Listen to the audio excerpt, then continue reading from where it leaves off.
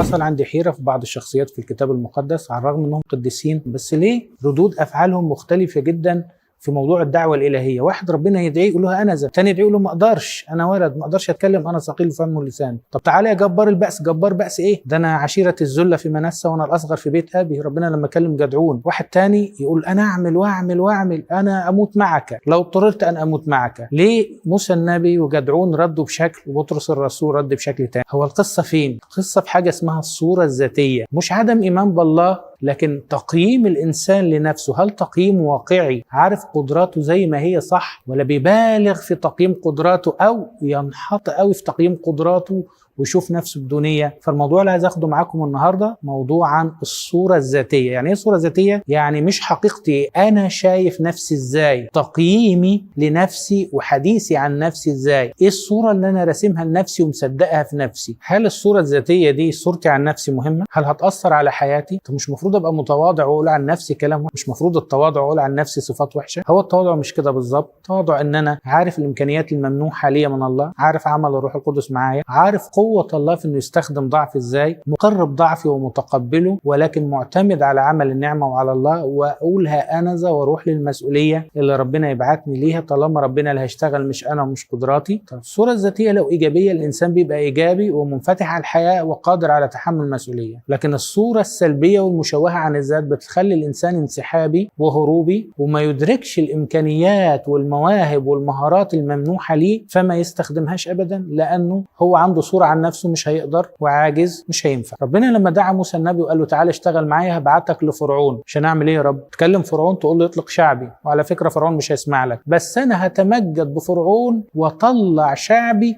بذراع رفيعه واضرب ارض مصر بضربات عظيمه، هعمل العجائب في ارض مصر وهوريك العجائب بتاعتي. قال له لا يا رب انت فاهم غلط، انا عندي صوره عن نفسي ان انا الشعب ده مش بيثق فيا. لما حكمت بين اتنين الظالم قال لي انت عايز تقتلني زي ما قتلت المصري، فانا اتكونت عندي صوره بسبب الكلمه بتاعته، شفت نفسي من منظور الشعب انت مش ثق. وعلى فكره برضه هقول لك حاجه تانية يا رب انت مش عارفها، فرعون مش هيسمع لي. انا مين عشان اقف امام فرعون؟ واحد غلبان زيي، واحد هارب من حكم عليه وقاعد في مديان متغرب، فرعون يسمع لي انا؟ لا انت برضه يا رب مش عندك الفكره دي. فانا برضه لست ذو ثقل ولست ذو مكانه، وكمان على فكره مش موهوب في الكلام وهعرف اقنع فرعون وفيلسوف. هل فعلا موسى ما كانش فيلسوف؟ اللي يقرا اسفار موسى الخمسه يلاقيه فيلسوف عظيم جدا، قدرته على التعبير هائله، صياغاته للمعاني اللي بتعبر عن ربنا وعمله تفوق الوصف. انسان فصيح جدا، مقتدر في القول والفعل، والكتاب وصفه ان هو كان انسان قدير ورئيس الانبياء. الكنيسه بتسميه بالنسبه للعهد القديم هو رئيس الانبياء. بعض الظروف اللي مر بيها في حياته كانت سلبيه ومشوهه خلته يرفض الدعوه ويقول لا.